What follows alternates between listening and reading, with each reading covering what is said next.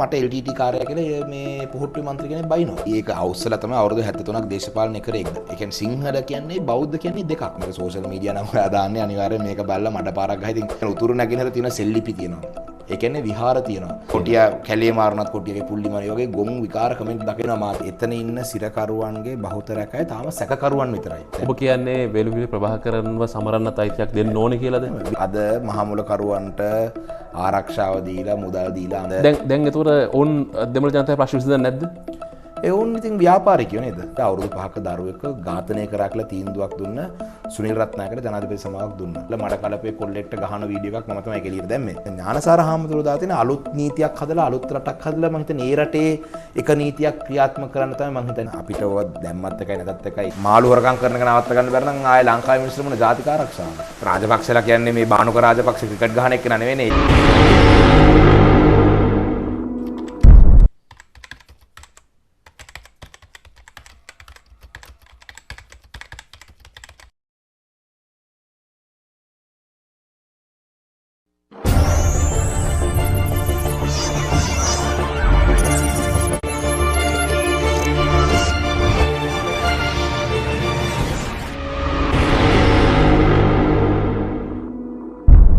අයිබෝන් අද අපේ විශේෂ කතා බහ අපි අවධානය යොමු කරන්නේ ද්‍රවිඩ ජාතික සන්ධානයේ මඩකලපු දිස්ත්‍රික් පාර්ලිමේන්තු මන්ත්‍රී ශානක්‍යන් රාසමාණික්කම් මහතා සමග කතා බහකට. අයිබෝන් මන්ත්‍රීතුමා මේ කතා කරන ගොඩක් දේවල් තියෙනවා. අපි මේ රටේ කාලීන දේශපාලනය වගේම ඉන්දියාවේ මැදිහත් වීම 13 අනුගම සංශෝධනය වගේ කාරණා පිළිබඳව විශේෂයෙන්ම සිංහල කතා කරන සිංහල භාෂාවත් එක්ක සංනිවේදනය කරන ජනතාවට දැනගන්න අවශ්‍ය වෙන බොහෝ වෙලාවට ද්‍රවිඩ ජාතික සන්ධානයේ මන්ත්‍රීවරුන් දෙබනින් අදහස් ඉදිරිපත් කරන නිසා බොහෝ වෙලාවට මේ අදහස් මතවාද දකුණේ ජන සමාජයට කාන්දුන ප්‍රමාණය අඩු වීමක් තියෙනවා. ඒ නිසා අපි බොහොම සතුටු වෙන ඔබතුමා සිංහල භාෂාවෙන් සංනිවේදනය කිරීම පිළිබඳව. මොකද්ද වර්තමාන දේශපාලනය? මොකද මේ වෙන්නේ? මම එහෙම නිදහස් ප්‍රශ්නයක් අහලා වැඩේ පටන් ගන්න හදන්නේ. ඇත්තටම බොහොම ස්තුතියි මාව මේ වැඩසටහනත් එක්ක සම්බන්ධ කරගත්තට. රටේ අද තියෙන තත්ත්වය ගැන කියනවා නම් දේශපාලන තත්ත්වය ගැන කියනවා නම් ඉතාමත්ම භයානක තත්ත්වයක සිටිනවා. මම හිතන්නේ මේ දේශපාලන ඉතිහාසයේ ශ්‍රී ලංකාව තුළ නිදහස ලැබීමෙන් පස්සේ තිබ්බ අවුරුදු 73ක ඉතාමත්ම භයානකත්ම අවස්ථාවක අපි ඉන්නේ කියන එක පැහැදිලිව කියනවා. මොකද සාමාන්‍යයෙන් ආණ්ඩු පක්ෂ මන්ත්‍රීවරු ගත්තම අද පවතින ආණ්ඩු පක්ෂ මන්ත්‍රී ගත්තම ඕන දෙයකට කියන්නේ 30 වසරක යුද්ධයක් අවසන් කරා යුද්ධේ නෑ එහෙම. හැබැයි අද අපි ලංකාවේ අද මුහුණ දෙන්නේ 30 වසරක යුද්ධයකටත් වඩා භයානක තත්ත්වයක් කියන එක අපි මතක තියාගන්න. මොකද පහුගිය කාලෙදී කන්න බොන්න නැතත් අපිට රටක් තියෙනුනේ ජීවත් වෙන්න කියන මතේ යට 69 ලක්ෂයක් ඡන්ද දීලා බිහි කරගත් ආණ්ඩුව අද අපි සියලු දෙනාම 69 ලක්ෂය කරපු වැරදි තීන්දුව වලින් පළ විපාක අපි සියලු දෙනාම කියනවා. ඒක මම කියන්නේ මේ ආර්ථිකමය පැත්තෙන්, අධ්‍යාපනයේ පැත්තෙන්, සෞඛ්‍ය පැත්තෙන්, ඉදිරි අනාගතයේ පැත්තෙන්. ඉතින් අද පාස්පෝර්ට් ඔෆිස් ඉස්සරහ තියෙන පොලිම බලාගත්තම මම හිතන්නේ ලංකාවේ දේශපාලන තත්ත්වය කොහොමද කියන එක මම කියනට වඩා පාස්පෝර්ට් ඔෆිස් එක ඉස්සරහ දෛනිකව තියෙන පොලිම බැලුවම මම හිතන්නේ රටේ තත්ත්වය හිතා ගන්න පුළුවන්. දකුණේ ජනතාව ද්‍රවිඩ ජාතික සන්ධානයෙන් කෙලින්ම අහන ප්‍රශ්නයක් මම ඔබතුමෙන් අහනවා දැන්. තාම ඔබේ පක්ෂය ඊළම ඉල්ලනවද? පැහැදිලිවම ද්‍රවිඩ ජාතික සන්ධානය හෝ මම නියෝජනය කරන ද්‍රවිඩ ජාතික සන්ධානය කියන්නේ සන්ධානයක්. එතකොට මේ සන්ධානය ඇතුලේ තව සෙසු පක්ෂ තියෙනවා. මම නියෝජනය කරන ඉලංගයි තමිළරස කච්චි කියන පක්ෂය. ඉලංගයි තමිළරස කච්චි කියන පක්ෂය බිහි වුණේ 1949. හිටපු තන්දේ සෙල්වා කියලා එස්.ජේ.වී. චෙල්වනායක මහත්මයා සහ මගේ සීයා හිටපු පාර්ලිමේන්තු මන්ත්‍රී රාසමාණික්කම් මන්ත්‍රීතුමා ඒ පිරිසක් එකතු වෙලා තමයි 1949 තමයි ඒ පක්ෂෙ බිහි වුණේ. එතකොට 1949 ඊළමක් ගැන කතාවක්වත් තිබුණේ නැහැ. ශ්‍රී ලංකාව තුළ ඊළම ගැන කතාවක්වත් තිබුණේ නැහැ. පක්ෂෙ බිහි වෙන්නේ වතුකර ඉන්දිය දෙමළ ජනතාවට ප්‍රජා අයිතිවාසිකම් අහෝසි කරලා රටෙන් පිටුහල් කරනකොට ඒක වැරදි. ඒ ජනතාවට ලංකාවේ ඉඩ දෙන්න ඕනේ කියන මතයෙන් තමයි පක්ෂෙ බිහි වුණේ. ඊට පස්සේ අවුරුදු 1978 අවසාන කාලවකවානුව වෙනකල් අවුරුදු 30ක් ඒ කියන්නේ ශ්‍රී ලංකාවේ බ්‍රිතාන්‍ය අධිරාජ්‍යවාදයෙන් නිදහස් ලැබීම පස්සේ අවුරුදු 30ක විතර කාලයක් දේශපාලනමය සංවාදයක් තුලින් ද්‍රවිඩ ජාතීන්ගේ ගැටලු විසඳා ගන්න මගේ පක්ෂය මගේ සීයලා හිටපු කට්ටිය උත්සාහ කරා. ඒක බැරිම වෙච්ච අවස්ථාවේ තමයි උතුරු නැගෙනහිර ජීවත් වෙච්ච තරුණ තරුණියෝ අවි ආයුධ අරගෙන මේ දේශපාලන මේ වශයෙන් මේක විසඳ ගන්න බෑ ඕගොල්ලන්ට ඕගොල්ලන් දෙමළ ජනතාව රවට්ටනවා කියලා ඊළඟේ තමිල්සු කච්චි පක්ෂේ හිටපු නායකතුමා අවිරෝධලිංග මහත්මයාවත් ඝාතනය වුණා. ඒතකොට දැන් ඒ කියන්නේ මිහික මේ ඒ කියන්නේ දේශපාලනයෙන් ඕගොල්ලන් निराකරණය කරගන්න බෑ. ඕගොල්ලන් ෆේල්. ඒ කියන්නේ මේ පොලිටිෂියන්ස් ඔක්කොම ෆේල් කියලා තමයි එතකොට තරුණ තරුණිය ආයුධ ගත්තා. ඒතකොට අපේ පක්ෂයේ එදත් අදත් හෙටත් කවදාවත් වෙනම රාජ්‍යයක් වෙනුවෙන් නෙවෙයි පෙනීලා තියෙන්නේ. අපි පෙනීලා තියෙන්නේ ඒකීය ශ්‍රී ලංකාවක් තුල ශ්‍රී ලාංකිකීය අනන්‍යතාවයක් තුල හැබැයි ද්‍රවිඩ ජාතීන්ගේ අයිතිවාසිකම් දේශපාලනීය අයිතිවාසිකම් සුරක්ෂා කරගෙන දේශපාලනමය අයිතිය පාවිච්චි කරන්න පුළුවන් විදිහේ ක්‍රමවේදයක් ඇතුළත බලය බෙදා ගැනීම තමයි අපේ මතය. ඒක එදත් උතුරු නැගෙනහිර දෙමළ නිජබිම් ඉලිගන්නවද නැත්නම් අවශ්‍ය නැද්ද? නෑ උතුරු නැගෙනහිර දෙමළ නිජබිම කියන්නේ මෙහෙමනේ ඔය වචන කීපයක් තියෙනවා. ෆෙඩරල් නිජබිම ඩයස්පෝරා ඔය වචන ටික තමයි සාමාන්‍යයෙන් ඔය ගන්න ආයුධ ඒ වෙපන් එක. ඒ තමයි වෙපන් එක. දැන් මම පාර්ලිමේන්තුවේ කතා කරද්දිත් මම දැක්ක එදා මම කොතලාල ඩිෆෙන්ස් යුනිවර්සිටි බිල් එක ගැන මම කතා කරලා KDU එකේ බිල් එක ගැන විවේචනය කරනකොට ආණ්ඩු පක්ෂයේ හිටපු මේජර් කෙනෙක් മന്ത്രി කෙනෙක් නැගිටලා මේ ද්‍රවිඩ නිජබිම සංකල්පය මෙයා මෙතන කතා කරනවා. ඉතින් මම මේ മന്ത്രിයන් හොද KDU එකටයි ද්‍රවිඩ නිජබිමටයි මොකක්ද තියෙන සම්බන්ධය? දැන් මම පහුගිය සතියකට කලින් උපදේශක කාරක සභාවට කියන්නේ අමාත්‍යාංශ උපදේශක කාරක සභාව තියෙන එකේ වනජීවියකට ගියාම CB රත්නායක මහත්මයාගේ හිටියේ මම වාකරේ ප්‍රශ්නයක් ගැන කතා කරනකොට මට LTT කාර්යය කියලා මේ පුහුට්ටු මන්ත්‍රී කෙනෙක් බයිනවා මම ඊට පස්සේ නැගිටලා බැනලා ආවෙන්න එළියට මම කිව්වා LTT කියලා මට ඔහොම තමයි LTT මිනිස්සු ඇති කරන්න කියලා මම ආවෙන්න එළියට. ඉතින් ඒ වගේ ඔය නිජබිම ඒ වගේ වචන ඒ කියන්නේ ඒ ඇවිල්ලා හිස් ආයුධ. ඒ කියන්නේ අර පුස් වෙඩිලි වගේ තමයි. දැන් ඔබතුමා මේක තීරුම් ගත්තට සමහර වෙලාවට මේ වගේ කිව්වහම දේශපාලන நாயකයෝ හරි කවුරු හරි ඇවිස්සෙනවා මේ මිනිස්සු.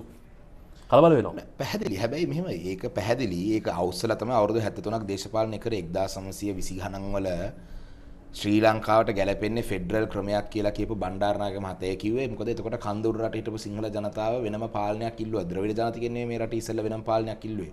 කන්ද උඩ රට ජීවත් වෙන උඩ රට නායකයෝ කිව්වා අපි මේ පහත රට සිංහලයත් එක්ක අපි ජීවත් වෙන්න කැමතියි. ඒ කියන්නේ අපේ බලය බෙදා ගන්න ඕනේ. පහත රට සිංහලයට වෙනම බලය දෙන්න, උඩ රට සිංහලයට වෙනම බලය දෙන්න, උතුරු නැගෙන ජීවත් වෙන දෙමළයට වෙනම බලය දෙන්න කියලා පළවෙනිටම බණ්ඩාරනායක මහත්තයා 1920 ගණන් වල කිව්වා. හැබැයි එතුමා බලය අල්ලා ගැනීම සඳහා එතුමාගේ අගමැති සිහිනය වෙනුවෙන් මේ ඔක්ස්ෆර්ඩ් ගිහිල්ලා කෝට් සූට් දාලා පයිප්ෙන් ගගා හිටු මෑන් එකවර නැෂනල් එක ඇඳගෙන සංඝ වේද ගුරු සිංහල පමණක් කියන සංකල්පයට මම දැක්ක පහුගිය කාලේදී එතුමාගේ වැඩිමහල් දියණිය කනගාටුව ප්‍රකාශ කළා. එතුමායි ගත්ත තීරණය අද දකින්න විදිහට එතුමියගේ පැත්තෙන් එතුමිය ඒක කනගාටුව ප්‍රකාශ කළා තියෙනවා. එතකොට දේශපාලනිකයන්ගේ අවශ්‍යතාවය වෙනුවෙන් සංකල්ප වෙනස් කර ගන්නවා. ඒ වගේ තමයි මේ අද නිජබිම සංකල්පය භාවිතා කරන්නේ.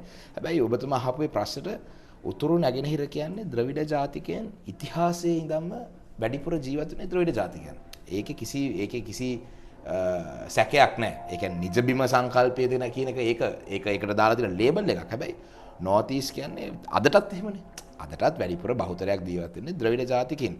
දැන් මේ සිංහල බෞද්ධ, ඒ කියන්නේ සිංහල කියන්නේ බෞද්ධ කියන්නේ දෙකක්. ඒක අපි පැහැදිලිව පිළිගන්නවා. දැන් ලංකාවේ පටලවාගෙන ඉන්නේ බෞද්ධ කිව්වම ඒක සිංහල පමණක් කියලා. දැන් උතුරු නැගෙනහිර ගත්තම සෙල්ලිපි තියෙනවා. දැන් මේක කියපු ගමන් කියයි මොන හරි මට මඩපාරක් ගහයි. දැන් මේක සෝෂල් මීඩියා නම් ඔයා දාන්නේ අනිවාර්යයෙන් මේක බලලා මඩපාරක් ගහයි. ඉතින් ඔය වගේ මඩපාරවල් අපි ඕන තරම් දැකලා තියෙනවා. ඇවිල්ලා බලන්න පුළුවන්. කියන්නේ උතුරු නැගෙනහිර තියෙන සෙල්ලිපි තියෙනවා. ඒ කියන්නේ විහාර තියෙනවා. උතුරු නැගෙන හිටපු ද්‍රවිඩ ජාතිකයෝ බුදුදහම වැළඳගත්තා ඉන්න. බුදුදහම කියන්නේ මේ එක ජාතියකට විතරක් සීමා වෙච්ච ආගමක් නෙමෙයි.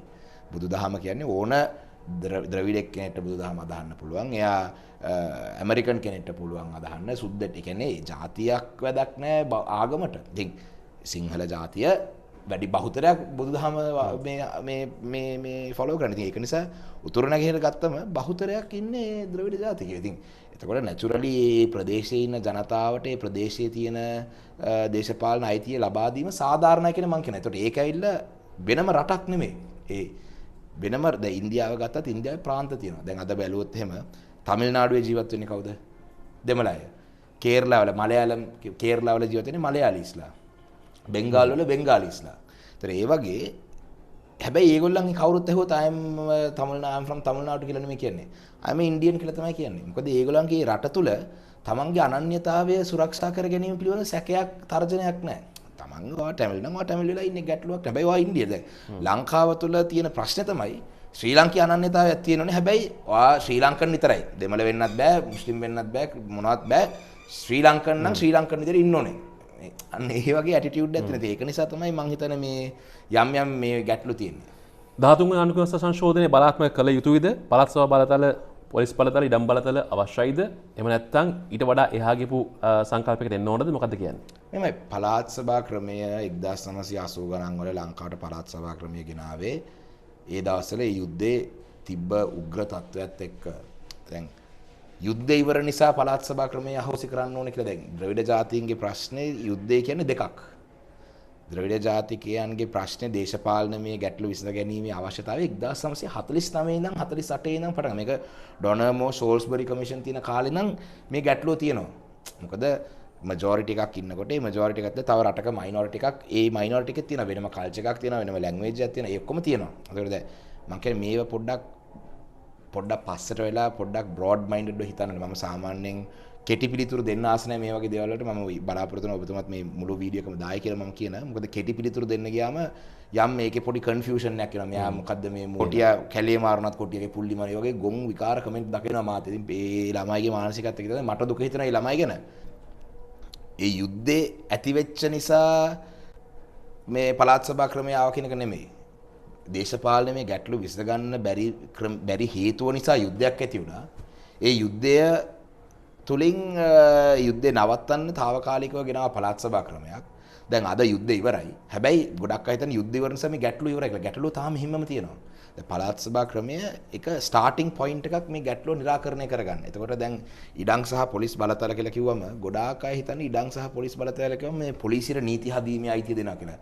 දැන් ගත්තම ලන්ඩන් වල ගත්තම ලන්ඩන් මහනගර සභාවට තියෙන මෙට්‍රොපොලිටන් ට්‍රැෆික් පොලිස් එකේ බලය. දැන් කිය මගේ ගම කලවංචුලි පොලිසිය.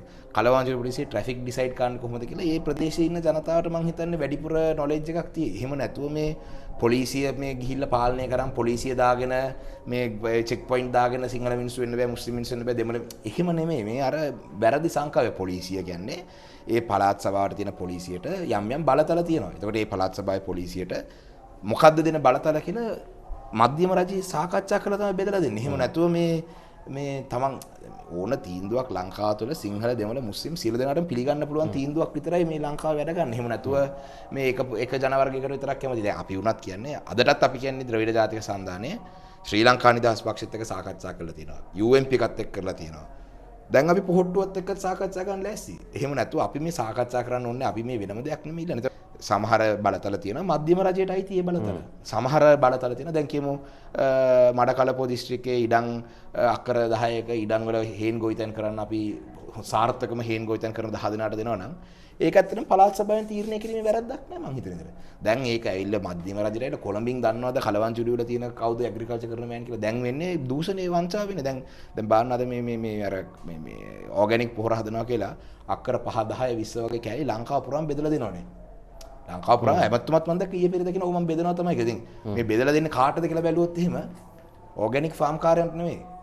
ඒව බෙදලා දෙන්නේ ඔක්කොම දේශපාලඥයන්ගේ හිංසයියෙන්ට දීලා තියෙන. ඉතින් මම කියන්නේ ඔය දේශපාලන බලතල බෙදා දීම කියන්නේ ඕක මහ ලොකු වැඩක් නෙමෙයි. ඕක පොඩි සුළු දෙයක් තියෙනවා. ඔබ පැහැදිලි උත්තරයක් දුන්නා දැන් ඉඩම් සහ පොලිස් බලතල සම්බන්ධයෙන් තියෙන අදහස. නමුත් දැන් අලුතින් ආණ්ඩුව කියනවා අලුත් ව්‍යවස්ථාවක් අරගෙන එනවා කියලා. ඔබේ අදහස මොකක්ද ඔබේ පක්ෂයේ? අලුත් ව්‍යවස්ථාවක් අවශ්‍යද? එහෙම නැත්නම් තියෙන ව්‍යවස්ථාව නිවැරදිව ක්‍රියාත්මක වීමද අවශ්‍ය වෙන්නේ? නෑ පැහැදිලිවම ශ්‍රී ලංකාවට අලුත් ව්‍යවස්ථාවක් අවශ්‍යයි. අපි මේ ලංකාවේ 1956 ඉඳන් තිබ්බ එකම ව්‍යවස්ථාවකට අපේ පක්ෂය පිළිඅලගෙනත් නැහැ. දැනට තියෙන පක්ෂය මං හිතන්නේ ලංකාවේ බහුතරයක් පිළිගන්නෙත් නැහැ. මොකද සංශෝධන 20ක් දැනටම තියෙනවා. රයිට්. එතකොට මේකේ ඇතුලේ ගොඩක් අලුත් ව්‍යවස්ථාවක් ලංකාවට ඇත්තටම අත්‍යවශ්‍යයි. ඒ ව්‍යවස්ථාව ඇතුළත මොකද්ද අවශ්‍ය කියන එක අපි සාකච්ඡා කරලා තමයි අපි තීරණය කරන්න ඕනේ. එහෙම නැතුව අපිට ඕනේ මේකයි කියලා අපි කියන්න කවදාවත් කියන්නේ නැහැ. අපි අපේ ගැටලුව අපි කියන්නම්. අපේ ගැටලුවට මේ වගේ විසඳුම් අවශ්‍යයි කියලා අපි කියමු. ඒක ලංකාවේ රජය පිළිගන්න ඕනේ. ඒතකොට ලංකාවේ අනෙකුත් ජනතාව පිළිගන්න ඕනේ. එතකොට තමයි ඒක තමයි විසඳුම. එහෙම නැතුව බල කරලා අපිට මේක දීපන් නැත්නම් අරක එපා එහෙම ඒ වගේ දාලා තියෙන අර දාලා තියෙන මොකද මෙහෙමයි. ඒක ජාතිවාදය කියන්නේ දෙපැත්තෙම තියෙනවා. අපේත් මගේත් සමහර මන්ත්‍රීවරු ඉන්න ඒගොල්ලන්ගේ කතා හැවම සමහර විට අනිත් බහුතරයක් අයට බලනකොට මුගේ කතා බාන්නකො මේ කියලා කියන්න පුළුවන්. ඒ වගේ තමයි අපිටත් සමහර මන්ත්‍රීවරුන් කතා හැවම හරි අතිත්ත අප්පිරියයි. ඒ කියන්නේ දැන් ඒතකොට මේ වගේ දෙපැත්තෙම ගැටලු තියෙනවා. ඒ කියන්නේ අන්තවාදය කියන එක එක ජන කණ්ඩායමකට විතරක් සීමා වෙච්ච ගන්නේ අන්තවාදීන් සියලු කණ්ඩායම් වල ඉන්නවා. මට දෙන්න උත්තරයක්. ගියානේ පහුගිය දවස්වල අනුරාධපුර බන්ධනාගාරයට. ඔව්.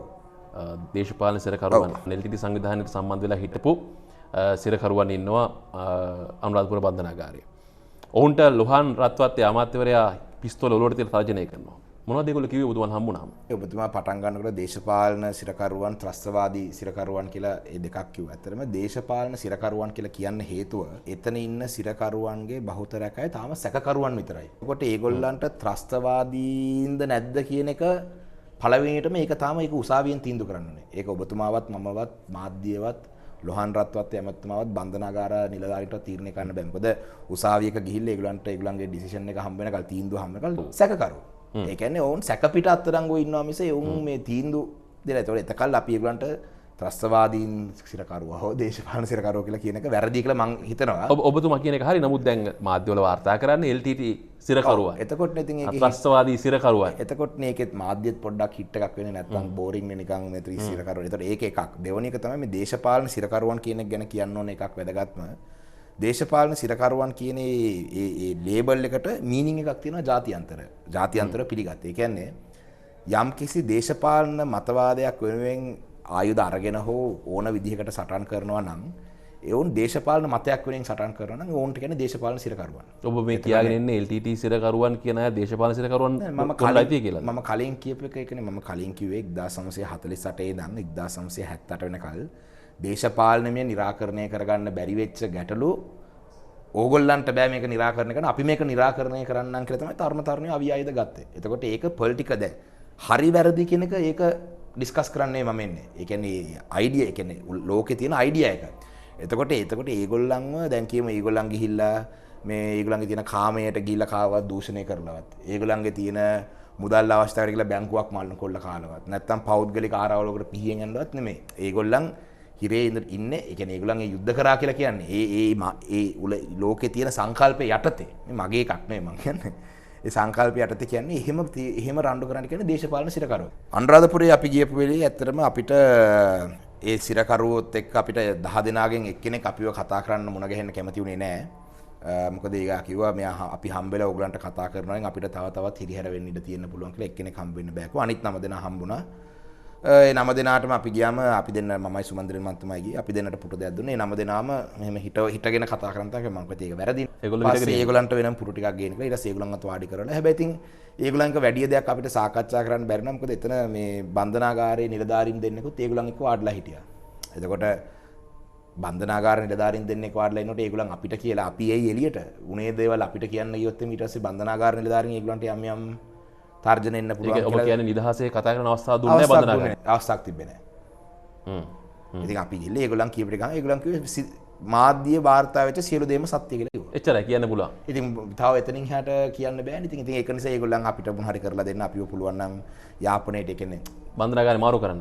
මාරු කරන්න කියලා ඒක එතකොටත් කිව්වා අපි මේ නිලධාරීන්ගේ වැරද්දක් නෙමෙයි කියන්නේ අපිව මාරු කරන්න. මොකද අපි ගෙවල් ළඟයිනේ කියලා. මොකද ඇත්තටම ඉතින් අපි තේරුම් ගන්න සිරේ ඉන්නකොට තුවක්කුවක් ඔළුවේ තිබ්බා වගේ එච්චර දෙයකට මුණ දුන්නාන් පස්සේ හිරේ ඇතුලේ මොනවද වෙන්නේ කියලා අපි දන්නේ නැහැ. එක්කෙනෙක් ඉන්නවා අවුරුදු 3ක් විතර 2019 හරි 18 අත්අඩංගුවට අරන් තින්නේ. එයාව අත්අඩංගුවට අරන් තින්නේ මොන හරි එයාගේ අතේ තිබ්බ පත්තරයක කෑල්ලක LTT එක යලි පරණ ගැනීම සඳහා ඒක භාවිතාවක් වෙයි කියන සැක පිට යවත්. ඒ කියන්නේ අර ඒ චෝදනාව වුණත් හදිස්සිය හරි යාව උසාවියකට ඉදිරිපත් කරලා හරි යා ඇත්තටම එහෙම වැරද්දක් කරත් මං හිතන්නේ අවුරුදු 2-3ක නඩුවකින් යාට නිදහස ලැබෙයි. ඒ කියන්නේ දැන් ඊට කාලයක් ඉරේ ඊට කාලයක් ඉරේ ඉන්නවා. ඉතින් මම ඒකයි කිව්වා අර පවුදී මේ මිනිස්සුන්ට අපි LTT ත්‍රස්තවාදී සැකකරුවෝ කියලා එහෙම අර බ්‍රෑන්ඩ් කරන එක උනත් පව් ඇත්තට මේගොල්ලෝ. මොකද්ද මේ ප්‍රශ්නේ කරන්නේ? මේ ප්‍රශ්නෙට ඉතින් ඇත්තටම දැන් බලන්න JVP කලබල සිදු වුණාම JVP එකත් එක්ක සම්බන්ධ වෙච්ච සියලු දෙනාටම පොදු සමාව දුන්නා. අද රෝහණ විජේවීර මහත්මයාගේ පිළිමයක් තියලා එතුමාගේ අනුස්මරණයක් කරලා එතුමාට උත්සවයක් කරන්න නිදහස තියෙනවා මේ රටේ. අපි ඒක තමයි කියන්නේ දැන් සමහර අවස්ථා බැලුවම ඉතින් හරි දුකයි ද්‍රවිඩ ජාතිකයන්ට තමන්ගේ මැරිච්ච පුද්ගලයෙක්වත් සිහිපත් කිරීමේ අයිතිය සමහරලාට නැහැ. ඔබ කියන්නේ වේලුපුල්ලේ ප්‍රභාකරන්ව සමරන්නත් අයිතියක් දෙන්න ඕනේ කියලාද? වේලුපුල්ලේ ප්‍රභාකරන් කියන්නේ එක පුද්ගලයෙක් නේ. LTT එකේ මං කියන්නේ දැන් සමහරලාට සමහර අම්මලා ඉන්නවා. සමහර අම්මලාට ඇවිල්ලා යා මම මේ කලිමුත් කියනවා යා LTT දැන් ඔයා ඔබතුමාගේ අම්මා ගන්නකො ඔබතුමා මිනිහක් මරුවත් මොනවා කරත් ඔබතුමාට අවසානයේදී ඔබතුමාගේ අම්මාට කොහොමද ඔබතුමා පුතෙක්නේ. එහෙම නැතුව මේ ඔබතුමාගේ එහෙමනේ. ඉතින් ඒකට ඒ අම්මට අයිතියක් තියෙනවනේ. ඒ අම්මට ඒ අම්මගේ පුතාව සමරන්න. ඒ කියන්නේ මරණ දවස දන්නේ නැහැ. මානුෂික අයිතියක්. ඒක මානුෂික අයිතියක්. එහෙම නැතුව මේක මේ ඒ එච්චරයි මම කියන්නේ. ඒ JVP එකේ නායකතුමාට පුළුවන් නම් ස්ටැචු එකක් තියන්න. රයිට්. එතුමාගේ අතින්ොත් අපි දන්න විදිහට JVP එකකින් මම ඉපදෙන්න කලින් සිදු වුණේ මම 90 ඉපදුනේ. 89 මෙහෙම අපි පොත්වල කියවලා බලලා තිනනවා. එතුමාගේ අතින්ොත් යම් වැරදි වෙලා තියෙනවා. ඉතින් ඒ සංවිධානයේ. එතකොට ඇයි නීති දෙකක්? හැබැයි මම එක පැත්තකින් මම මේ දැන් ඉන්න විපක්ෂයට මම ඇත්තටම මම ස්තුතිවන්ත වෙනවා. මම එදා පාර්ලිමේන්තුවෙත් කිව්වා. මොකද ඩයස්පෝරාවත් එක්ක කතා කරන්න කැමති කියලා ජනාධිපතිතුමා කියලා UN එකේ කිව්වා. ඒතකොට ඩයස්පෝරාත් එක්ක කතා කරන්න සූදානම් කියලා ජනාධිපතිතුමා කියනකොට හදිසියෙන් නිකන් හිතලා බලන්න ඕකම සජිත් ප්‍රේමදාස ජනාධිපති වෙලා මහින්ද රාජපක්ෂ විපක්ෂ නායකලා ඉඳලා සජිත් ප්‍රේමදාස කියලා මානව හිමිකම් කොමිසමට හරි මේ UN එකේ කිව්වනම් අපි ඩයස්පෝරා එක්කත් එක්ක කතා කරන්න ලෑස්ති කියලා මහින්ද රාජපක්ෂ විපක්ෂ නායකලා තිබ්බනම් එදා රටේ කොච්චර පෙරලියක් ඇති වේද? පාර්ලිමේන්තුව ඇතුලේ ගිනි තියාගෙන බඩු පෙරලගෙන විසික් කරගෙන මිරිස් කුඩු ගහගෙන ලොකු කාලහොලයක් වෙයි. ඒ කියන්නේ මේ අන්න රට පාවා දෙනවා. ඉතින් ඇත්තටම මම විපක්ෂයට ඒ වශයෙන් සූතිවන්ත වෙනවා. මොකද වෙන්න ඕනේ ඒක තමයි. ඒ කියන්නේ ඩයස්පෝරාව කියලා කියන්නේ ඩයස්පෝරාවේ සිංහල දෙමළ මුස්ලිම් ඔක්කොම ඉන්නවා. රටෙන් පිටව ගිහිල්ලා ජීවත් වෙනවා නම් මම කණ්ඩායමක්. ඒ කණ්ඩායමට කියන්නේ ඩයස්පෝරාව කියලා. ඉතින් ඒක දෙමළ ඩයස්පෝරාව කියලා විතරක් ඩයස්පෝරාව කියපු ගමන් ගන්න මෙන්න LTT. හැබැයි ඩයස්පෝරාවෙත් මම කියන්නේ අන්තවාදීන් හැම කණ්ඩායමක් ඉන්න ඩයස්පෝරාවේ ඇත්තටම LTT එකට ගොඩක් කැමති ගොඩාක් අන්තවාදී කණ්ඩායම් ඉන්න මම නෑ කියලා කියන්නේ. ඉතින් ඒතර අපි දැනගන්න ඕනේ ඒ අන්තවාදී කණ්ඩායම් නැතුව ප්‍රෝග්‍රෙසිව් මධ්‍යස්ථව ඉදිරි ගමනක් යන්න පුළුවන් කණ්ඩායම් අපි එකතු කරගන්න දැනගන්න ඕනේ. කුඹරන් පද්මනාභ මහත්තයව හම්බ වෙනවද? නෑ මම හම්බෙලා නෑ. එතුමාව හම්බෙන්න මං හිතන්නේ ආණ්ඩු පක්ෂයේ ඇමතිවරතුමා හම්බ වෙන්නේ. මම දැක්ක පියාල් නිශාන්ත ඇමතිතුමා බදාගෙන හිටියා. KP ඇවිල්ලා අපිත් එක්ක ඒක තමයි මම කියන්නේ KP පිල්ලයන් කරුණ කවුද ඒගොල්ලෝ? මගෙන් අහන්න ඕන ප්‍රශ්න ඒගොල්ලන්ගෙන් අහන්න ඕන ප්‍රශ්න ඒගොල්ලන්ට දික් කරන්න ඕන ඇඟිලි නෑ. ඒගොල්ලෝ තමයි අර ඔබතුමා කිව්වේ දේශපාලනික වශයෙන් මේ ප්‍රශ්න විසඳගන්න බැරුණාට පස්සේ දෙමළ ජනතාවට ඒක සන්නද්ධ අරගලට විසඳගන්න ඕනේ කියලා කිව්ව තැන මහ ඔලු ටික මහ මොළ කරුව ටික දැන් ඔබතුමාලාත් එක්ක වුන් කතා කරන්නේ නැද්ද? එතුමාලා අද කොහෙද ඉන්නේ කියලා බලන්න. දැන් එතුමාලා නම් ওই මහ මොළ කරුව ටික එතකොට දැන් පාස්කුවේ මහ මොළ කරුව කවුද කියලා තාම හොයනවා කියලා කියනවා. ඒතර LTT එකේ ඔබතුමා කියන්නේ LTT එකේ මහ මොළ කරුව තුන ඒ තුන කියලා. නෑ අපි රටම දන්නවනේ නැගිටින නායකයා ඊළඟට ජාත්‍යන්තර නායකයා ඊළඟට කරුණාම්මාන් නැත්නම් මේ විනායක මුර්ති මහත්මයාගේ දෙවනියා පිල්ලයන් අපි දන්නවා අපි ඒක සියලු දෙනාම දන්නවා. එතකොට මහ මොළ කරු තුන් දෙනාව ළඟ තියන් ඉන්නේ කවුද අද මහ මොළ කරුවන්ට ආරක්ෂාව දීලා මුදල් දීලා අමාත්‍යංශ දීලා දිස්ත්‍රික් සංවර්ධන දැන් බන්න පිල්ලයන්ට මේ ත්‍රස්තවාදී හදිසි පනතයට අත්අඩංගුවට අරන් හිටපු පිල්ලයන්ව දිස්ත්‍රික් සංවර්ධන කමිටු සමසභාපති කරලා පිල්ලයන් හිරේ ඉඳන් එනවා දිස්ත්‍රික් ලේකම් කාර්යාලය රැස්වීම පවත්වන්න. කෝවිලට යනවා පූජා තියනවා.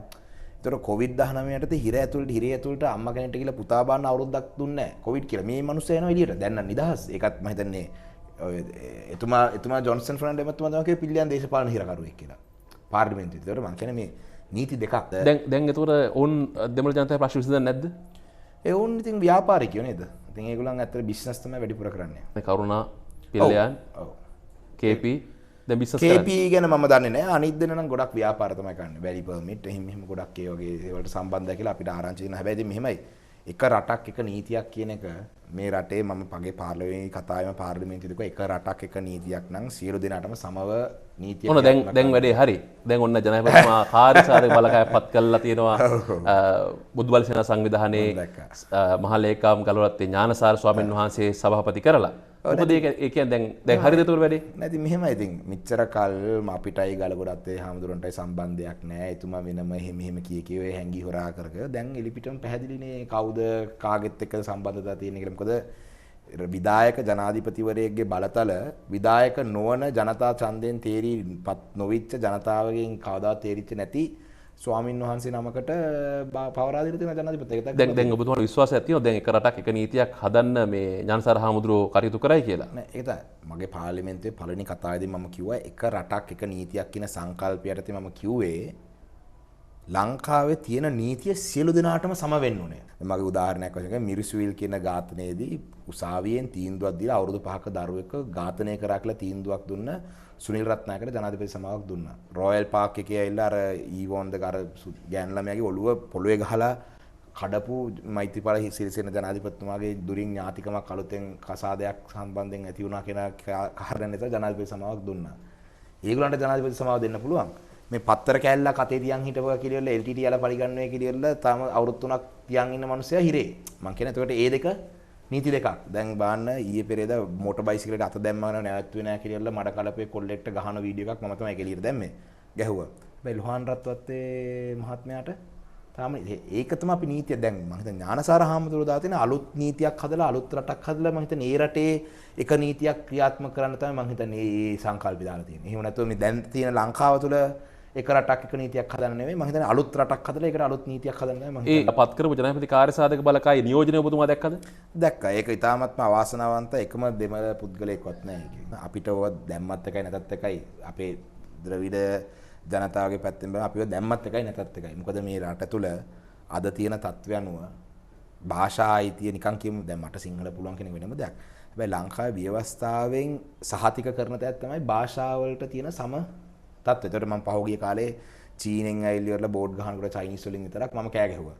පස්සේ බලද්දී අපේ ජනාධිපතිතුමාම ගිහිල්ලා බෝඩ් ගහනවා සිංහලෙන් විතරක්. ඒතකොට රටක ජනාධිපති කෙනෙක්ම භාෂාවේ තියෙන රටේ භාෂා නීතියට ගරු කරන්නේ නැත්නම් අපි කොහොමද චීන ජාතිකයෝ මේ කරු කරලා ඉතින් ඒතකොට රට අද මේ රට චීන කොලොනියක් වෙලා වේගන යනවා කියන එක පැහැදිලිවම අපි දන්නවා. එතකොට චීනෙටත් ඕන ඕන විදියට ඒගොල්ලන් පෝට් සිටි එක ගත්තා, හම්බන්තොට ගත්තා. දැන් උතුර බල බල ඉන්නවා. ඉතින් එතකොට ඉන්දියාවයි චීනය අතර පොඩි වෝ එකක් යනවා. ඉතින් ඒකේ කවුරු මොනවා වෙයිද දන්නේ. අන්තිමට ඕකෙන් වෙන්නේ මේ රටවල් මේ සුපර් පවර්ස් දෙක ඇමරිකාව මේ තුනම ගහගත්තොත් එහෙම අහිංසක ශ්‍රී ලාංකික ජනතාවය තමයි මැදින් ඉඳලා තැලෙන්නේ. ඉතින් ඒක නිසා ඒක ගැනත් අපි අවධානය යොමු කරනවා.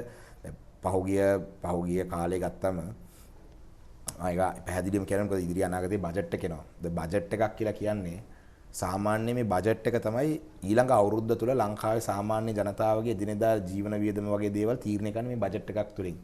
පහුගිය බජට් එක ගත්තම පහුගිය බජට් එකේ මම මීට පෙරත් කියලා තියෙනවා මාසෙට ලක්ෂ 2.5කට පඩි ගන්නට විතරයි බද්දක් ගෙවුවේ. ඒකත් දැන් කියන 2,50,000යි නම් මාසෙට පඩිය 2,51,000යි නම් ඒ රුපියල් 1000ට 100%ක් ගහනවා. එච්චරයි බද්ද. ඒත් අද ලංකාවේ කීයෙන් කීයද රුපියල් 50,000ට 60,000ට පඩි තියෙන මම දකින්න විදිහට මේ පරතරය අඩු කරන්න ඕනේ. මුදල් ගොඩාක් තියන අයගේ මුදල් නැති අයගේ පරතරය අඩු කරන රුපියල් ලක්ෂයක් ලක්ෂකමාරක් ගන්න එක යම් කිසි පොඩි ප්‍රමාණයක් ටැක්ස් කරන් ගියා නම් ලක්ෂ මාසෙට ලක්ෂ 50ක් වුණ කෙනෙක්ගෙන් 140ක් ටැක්ස් කිව්වත් මම හිතන්නේ ඒකේ කවුරුත් ලංකාවේ මිනිස්සු තරහ වෙන්නේ නැහැ. ඒ වගේ බදු ප්‍රතිපත්තිකේද වැට් එක ගත්තම යහපාලන ආණ්ඩු කාලේ මිලියන 12ට වඩා මුළු සේල් එක තියෙනවා නම් ඒගොල්ලන් වැට් ගෙවන්න ඕනේ. දැන් මිලියන 300ක්. ඒතර මිලියන 300ක් කියන්නේ සාමාන්‍යයෙන් හිතන්නකෝ මාසෙට ඇවිල්ලා මිලියන 25ක්. මාසෙට මිලියන 25ක ටර්නෝවර් එකක් තියෙන ව්‍යාපාර ලංකාවේ කීයෙන් කී දෙනාටද තියෙන්නේ? ඇයි මේ මිනිස්සුන්ගේ දැන් මිලියන 15 ඉඳන් පොඩි පර්සන්ටේජ් එක වැට් බද්ද ගැහුවනම් ඒතකොට ලංකාවේ රාජ්‍ය ආදායම වැඩි වෙනවා. දැන් වෙලා තියෙනවාද රාජ්‍ය ආදායම වැඩි කරන්න සාමාන්‍ය මනුස්සයට බදු ගහනවා.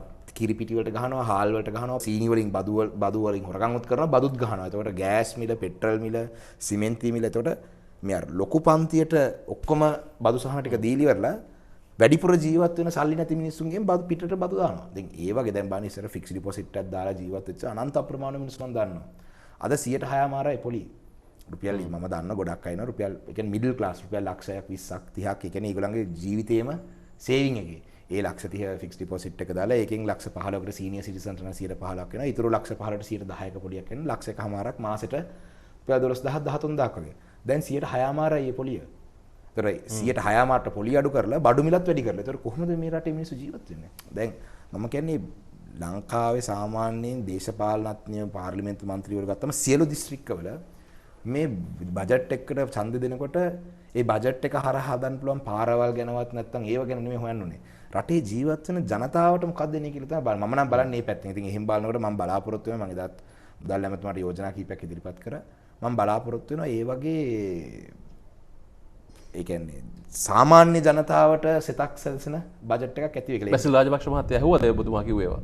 එතුමා මගේ ප්‍රපෝසල් දෙක මම thank you ප්‍රපෝසල් දෙකට කියලා මට කිව්වා. විශ්වාස කරනවා දේව පිළිගනී කියලා අදහස පොළොවට දාගනී කියලා. මම හිතන්නේ එහෙම පිළිගත්තේ නැත්නම් ඉතින් මේ රටේ ඉදිරි අනාගතයේ ෆුඩ් ක්‍රයිසිස් එකක් මේ පොහොර නැති එකෙන් අනිවාර්යයෙන්ම ආහාර හිඟයක් ඇති වෙනවා. මොකද ආහාර හිඟයක් ඇති වුණාම හම් වෙන පඩියෙන් ගන්න බෑ. මිනිස්සු හංගනවා. ඒතර මිනිස්සු මොකද වෙන්නේ? කන්න බොන්න නැතුව බඩගින්න ඉන්න. නැතිනම් මේ hina වෙලා මම මේක කියන්නේ ඇත්තටම මේ සංවේදී නැති නිසා නෙමෙයි. මම hina වෙලා කියන්නේ ඔබතුමා අහපු ප්‍රශ්නෙට ඇහුම්කන් දෙයිද කියලා. ඇහුම්කන් දෙන්න වෙයි කියන එක තමයි මම කියන්න තියෙන්නේ. මේගොල්ලන් ඇමරිකන් පුරවැසියෝ ඒගොල්ලන් ඇමරිකාවට යයි. ඉතින් අපි ඉන්න බෑ ලංකාවේ. ඉන්දියාවත් එක්ක ඔය දාගෙන තියෙන කොන්තරේ මොකද්ද මේ දීවර ප්‍රශ්නත් එක්ක? එහෙම ඉන්දියාවත් එක්ක හරිනේ කොන්තරයක් නෙමෙයි දාගෙන තියෙන්නේ. මගේ ස්ථාවරයයි අපේ පක්ෂ ස්ථාවරයයි තමයි වැරද්ද කවුරු කරත් වැරදි. එතකොට උතුරු නැගෙනහිර ඉන්න වෙරළ මේ සීමාවල ඉන්දියාවේ ට්‍රෝලර් යාත්‍රා, ඒ කියන්නේ බොටම් ට්‍රෝලින්. ඒ කියන්නේ යටින් දාගෙන මේ මැෂින් වලින් ගේන්නේ. එහෙම කිලෝමීටර් භාගයක් විතර මේ දැල දාගෙන යනවා. ගිහිල්ලා ඊට පස්සේ වින්ච් එකකින් මෙහෙම කරකවල බෝට්ටු අස්සට අර දැල ආපහු ගොඩ ගන්නවා. එතකොට සාමාන්‍ය ලංකාවේ නීතිය වල යම් යම් මුහුදු යාම්පන්න තහනම් කරලා තියෙනවා. මොකද ඒක අර ඇහි ප්‍රමාණය නෝ යම් කිසි ඒ කියන්නේ දැලෙන්. ඒතර පොඩිම මාළු පැටියෙක් නම් ඒ දැලෙන් ඌ බේරලා එළියට ගොඩට ගන්නකොට ඒ දැලෙන් බේරලා යනවා. මොකද නැත්තම් පොඩිම මාළු පැටියගේ ඉඳන් ඔක්කොම ටික එකවර ගත්තම මාළු ආපහු අර බෝ වෙන්නේ නැහැ. අල්ලන්න මාළු නැති වෙනවා. මාළු නැති. දැන් මේ දැල් ක්‍රමය අනුව මාළුවා, මාළු බිත්තර, මාළු පැටිය, මුහුදු කොරල් පර ඔක්කොම ටික එකවර දාගෙන යනවා.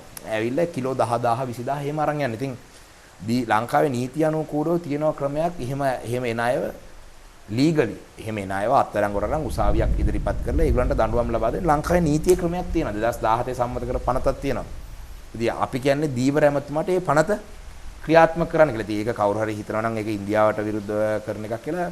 ඒක එහෙම කවුරු හරි හිතන එකෙන් ඉතින් අපිට නම් ගැටලුවක් නැහැ. උතුරු නැගෙනහිර මේ දීවර කර්මාන්ත සම්බන්ධයෙන් සහ මුහුදේ ආරක්ෂාව සම්බන්ධයෙන් හරියට වැඩක් සිද්ධ වෙන්නේ නැද්ද? ඒ කියන්නේ නාවික හමුදා මැදිහත් වීමක් හෝ එහෙම නැත්නම් මේ ඉන්දිය දීවර ආක්‍රමණ වළක්වා ගැනීමේ ක්‍රියාවලියක් නැද්ද යාපනය සහ නැගෙනහිර ප්‍රදේශයේ? ඩග්ලස් ඒවන්ද කිසිම උනන්දුවක් නැහැ. මම පාර්ලිමේන්තුවේ අර වාචික ප්‍රශ්න හරහා ප්‍රශ්න 10ක් විතර අහලා තියෙනවා. ඒ ප්‍රශ්න 10ටම දැන් අවුරුද්දයි මාස ගාණක් වෙනවා. තාම එක ප්‍රශ්නයක්වත් විසඳලා නැහැ. ඒ කියන්නේ මේ මාළු මඩකලපුව දිස්ත්‍රික්කෙමත් මාළු හොරකම් කරන ලොකු ව්‍යාපාරයක් තියෙනවා. ඒකට සමහරලාට රජයේ මේ ආරක්ෂක අංශත් සම්බන්ධයි හොරකමට. රජයේ ආරක්ෂක සම්බන්ධයි. ඔව් මොකද දැන් මම ගිහිලා ලයිස්ට්ුවා දැන් සරත් වීරසේකර ඇමතුමාට දීලා මම ඒ අර එන්ට්‍රි කොපියක් දීලා නම් ටික දීලා ඔක්කොම ටික දුන්නා. ඒ කියන්නේ මේ බෝට්ටුවේ මෙන්න මේ පුද්ගලයා මෙන්න මේ දවසේ මෙන්න මේ වෙලාවට තමයි යන්නේ. මෙන්න බෝට්ටු 19 මෙන්න මේ කට්ටිය තමයි යන්නේ. මේගොල්ලන් ගිහිල්ලා එනකොට ඉඳලා හිටලා නේවි එකකින් එකක් දෙකක් අල්ලනවා. ඊටු ටික අල්ලන්නේ නැහැ. අල්ලන්ගෙන ලොකු මාළු කූරියෝ නේවි එකට දෙනවා වගේ ෆොටෝ එක ඔක්කොම ටික දුන්නා. දුන්නාන් පස්සේ කියනවා ඒක ඉතින් අපි කොහොමද අල්ලන්නේ? ඉතින් මං කිව්වා ලංකාවේ ජාතික ආරක්ෂාවක් තහවුරු කරනකොට මාළු හොරකම් කරන එක නවත්ත ගන්න බැර නම් ආයේ ලංකාවේ මිනිස්සුන්ට මොන ජාතික ආරක්ෂාවද? ආරක්ෂක පබ්ලික් සිකියුරිටි මිනිස්ටර් කියනවා නම් දීලා තැන කියලා යන බෝට්ටු යංක දීලා ඒ කියන්නේ ස්ටිං ඔපරේෂන් එකක් හැංගිලා 10 දෙනෙක් විතර හැංගිලා ඉඳලා මාසයක් විතර බලන් ඉඳලා ඔය අල්ලන්න බැරිද? සරත් වීරසේකර අමාත්‍යවරයාට සියලු තොරතුරු දීලත් ඔහු කියනවා අල්ලන්න බෑ කියලා. අල්ලන්නේ නැහැ මේ වෙනතුරු. නාමල් රාජපක්ෂත් මඩ කලපොට ඇවිල්ලා කිව්වා මේ වැලි පර්මිට් ගැන මේ മന്ത്രിවරු කිව්වේ මගේ නම කියන മന്ത്രിවරු කෑ ගහ යනවා පාර්ලිමේන්තුවේ ඇවිල්ලා කෑ ගහනවා අපේ නම් භාවිතා කරලා කවුරු කරනවා නම් එන්ට්‍රියක් දාන්න කියලා. දැම්ම එන්ට්‍රියක්. Twitter එකේ තුමව ටැගුත් කරාම. මෙන්න එන්ට්‍රිය දාලා තියෙනවා. නාමල් රාජපක්ෂ මහත්මයා නම පාවිච්චි කරලා වැලිකොට දෙවීම කරනවා. චමල් රාජපක්ෂ මහත්තයා රාජපක්ෂලාගේ නම භාවිතා කරලා කරනවා නම් එන්ට්‍රියක් දාන්න මමත් ඇවිල්ලා සාක්ෂි දෙන්නම් කියලා කිව්වා. රාජපක්ෂලා කියන්නේ මේ බානුක රාජපක්ෂ ක්‍රිකට් ගහන එක්කන නෙවෙයි. එයා කියන්නේ රාජපක්ෂලා කිව්වා මේගොල්ලන්ගේ පවුල ඇතුළේ ඉන්න රාජපක්ෂනේ. ඉතින් මම එන්ට්‍රියකුත් දාලා එන්ට්‍රිය කොපි එකක් Twitter එකේ දාලා එතුමාට මේ වීඩියෝ එකක් දාලා එතුමා කතා කරපු වීඩියෝ එකක් දාලා අර රාජපක්ෂට මම දැන් කෝල් චමල් රාජපක්ෂට මම දැන් කෝල් එකක් ගන්නම් කියලා කියන ඒ වීඩියෝ එකක් දාලා ඒ එන්ට්‍රියක් දාලා ටැග් කරලා සරත් වීරසේකර ටැග් කරලා කරා වැලි පර්මිට් දානවා අද වෙනකල් අල්ලලා නැහැ. එතකොට කියනවා ඒකට කියන්නේ වැලි පටවනකොට හරි වැලි ප්‍රවාහණය කරනකොට හරිලු අල්ලන්න පුළුවන්. ඉතින් වැලි පටවනකොට ඇවිල්ලා මහරෑ වැලි පටවනවා. ඒක පොලිසියට ගම කරනවා අයියෝ මේ පැත්තේ අලි ඉන්නවා අපිට යන්න බෑ කියනවා. එතකොට ප්‍රවාහණය කරනකොට කියන ඉතින් මේ කී දෙනෙක් කියලා දාන්නද පාරවල් කීයක් තියෙනවද? ඉතින් මං කියන්නේ ඒකයි. හොරකම නවත්තන්න ඕන නම් හොරකම නවත්තන්න ක්‍රම තියෙනවා. හොරකම නවත්තන්න නැතුව හොරකම දිගින් දිගටම කරන්න දීලා බලන් ඉන්න රජයක් තමයි තියෙන්නේ. ඒ කියන්නේ ඕන හොරකමට සම්බන්ධයිද? නෑ මෙහෙමනේ මට හොඳ වීඩියෝ එකක් මතකයි රංජන් රාමනායක මහත්මයා මේ ටෝක් ෂෝ එකකට ගිහිල්ලා කියනවා. එතුමාගේ වීඩියෝ එකක් මම බැලුවා ඒ 100%ක් එක ඇත්ත එතුමා කියප එක. කුඩු ගේනවා. කුඩු ගේනකොට දැන් මම බලන් කුඩු ගේන එක කරත් එහෙම වැරදි. මම මෙහෙම අහක බලන් ඉන්නකොට කුඩු ගේන යනවා කියලා දන්නවා. අන්න ඒ වගේ තමයි මේකත්. වැලි ජාවාරම් කරන හොරකම් කරනවා කියලා දන්නවා. Tamanට සම්බන්ධ නැත්ද කියන එකට වඩා සම්බන්ධ නැත්තම් අල්ලන්න පුළුවන්. අද රටේ මේ තියෙන තත්ත්වයක් එක්ක මොකද්ද ඔබතුමාලා කරන්න බලාපොරොත්තු වෙන්නේ සහ දකුණේ සිංහල ජනතාවට මොකද්ද කියන්න බලාපොරොත්තු වෙන්නේ? අපි කරන්න බලාපොරොත්තු වෙන්නේ විශේෂයෙන් මේ රට තුළ මානව හිමිකම් වලට ගරු කරන, දූෂණයකින් තොර, වංචාවකින් තොර, සියලු දෙනාටම නීතිය සමව ක්‍රියාත්මක වෙන, සියලු දෙනාගේම අනන්‍යතාවයන් සුරක්ෂා කරන්න පුළුවන්, සියලු ජාතීන්ගේ අයිතිවාසිකම් සුරක්ෂා කරන්න පුළුවන්, ආර්ථිකමය වශයෙන් ඉදිරි ගමනක් යන්න පුළුවන් මම ඔය කියපු ටික හැදුවොත් විතරයි. එහෙම නැත්නම් යන්න බෑ. මානව හිමිකම් නැතුව ලොකු රටවල් උදව් කරන්නේ නැහැ ලංකාවට.